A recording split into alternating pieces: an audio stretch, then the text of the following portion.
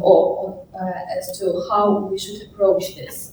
And I would like to refer, for example, to the guideline on the use of AI in arbitration, drafted rather recently and prepared by the Chartered Institute of Arbitrators.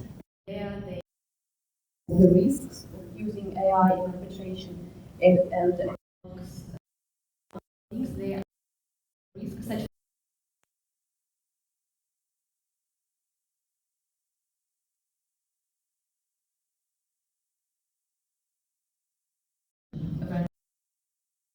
of AI.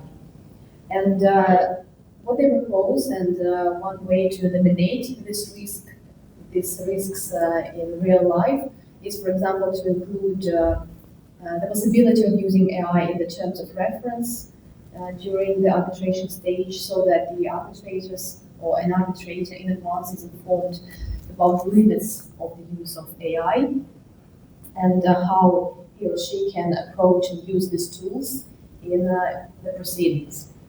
But I also wanted to say that I think that the use of AI may put additional pressure on arbitrators and arbitral tribunals, because if they are assisted by certain tools, the parties may be tempted to submit thousands and thousands of documents to the arbitral tribunal when they know that those information is being partially analyzed by the machine and not by the arbitrator.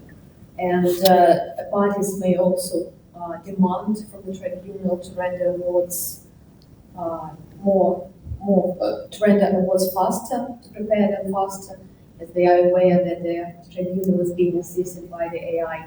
And of course, what my colleagues have said is that when an arbitrator is using AI, he or she has to know how to write a prompt, how to approach AI, how to ask questions in a way that the question is being asked in a neutral or unbiased way. And I think Herbert also pointed out that the prompts themselves may be written in a biased way. And from this we can conclude that even if the tribunal or arbitrators are allowed to use AI, they somehow have to make an additional learning process themselves on how to write a better prompt, on how to approach this tool in a better way, so that the use of AI remains unbiased towards the parties in a dispute. And this raises the question of a life learning process for all of us, for the parties as well as for the arbitrators, who will eventually face this even demand from the parties to use AI. And of course, the use of AI opens the door to the discussion as to whether the awards rendered with the help of the machine are the same awards which can be enforced under the New York Convention. And I think the discussion is being held whether the use of AI might somehow affect the due process of arbitration proceedings, and even raise certain public policy concerns, because different jurisdictions approach the use of AI in a different way. Certain states, certain governmental institutions prepare their own code of ethics on how to use AI, how to deal with the machines. And of course, the non-cautious approach to the use of AI in arbitration, I think, may open the door for certain awards being challenged and set aside on the ground that the use of AI was not beneficial for their arbitration, for the arbitration process. And of course, everything is, as they say, everything is poison and everything is a cure. I think, of course, we do not basically have a choice. AI will make its way into international arbitration as well.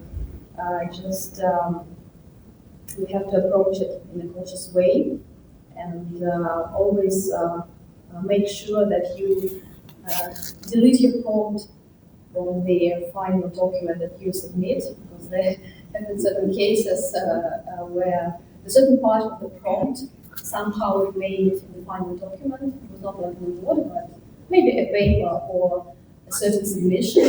I think that we have to be very strict and attentive to detail, as lawyers should be, especially when we use machine as well. Thank you.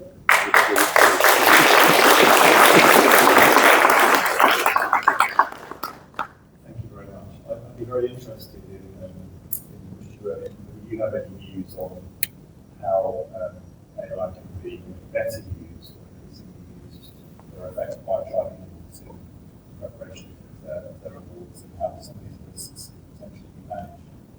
Would it be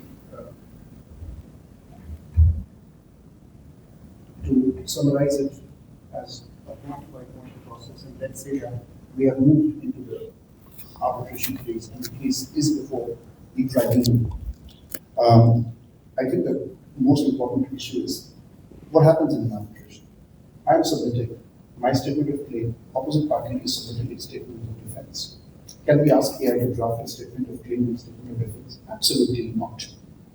You can't do that because you as a lawyer have to verify all given facts.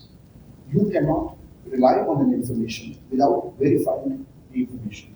AI may at best help us to assess the facts very quickly, to know where the sources are. But we cannot rely on AI to draft a statement of claim and a statement of defense. Now let's say that we're submitting an evidence before the tribunal.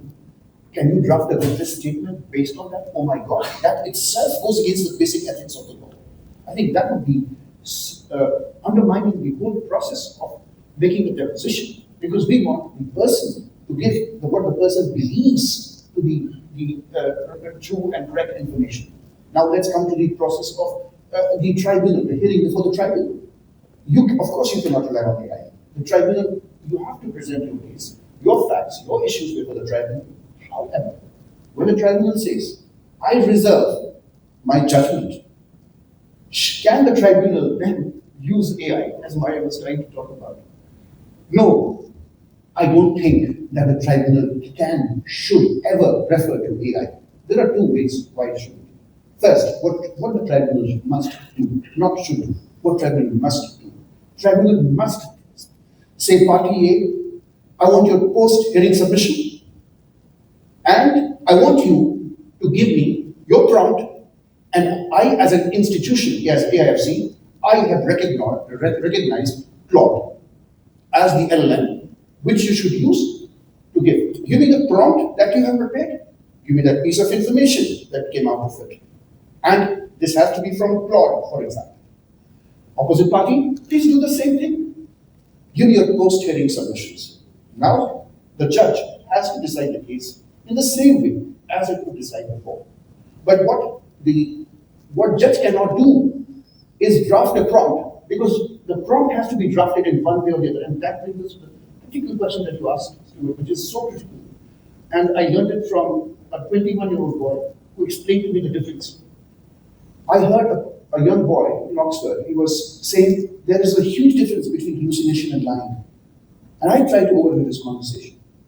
He said, hallucination is when you put in too much information and you ask it and your prompt is so vague that the LLM has to come up with some information. And what information it doesn't find, it creates. So that is hallucination. And how can you prevent hallucination? By having a very tight prompt, specifying what you need and what you do not need. But what is lying? Lying is when you strike in a prompt, this is the result I want to achieve. Then LLM will go to that extent to achieve that result for you. And that is what you should not do. That is why prompts are subject to review by independent third-party arbiter who has the knowledge of the prompt engineering, who will then be able to assess the process. Thank you very much. It seems to me it's all about using it the right way. And some people may know that the UAE government has recently appointed AI advisory centre, which seems a rather remarkable thing to have done and very foresighted. Possibly there's a role for AI in some advisory capacity to tribunal, certainly not a decision making. We're at time for questions, comments, etc. So there are lots of hands up already. I think over here we have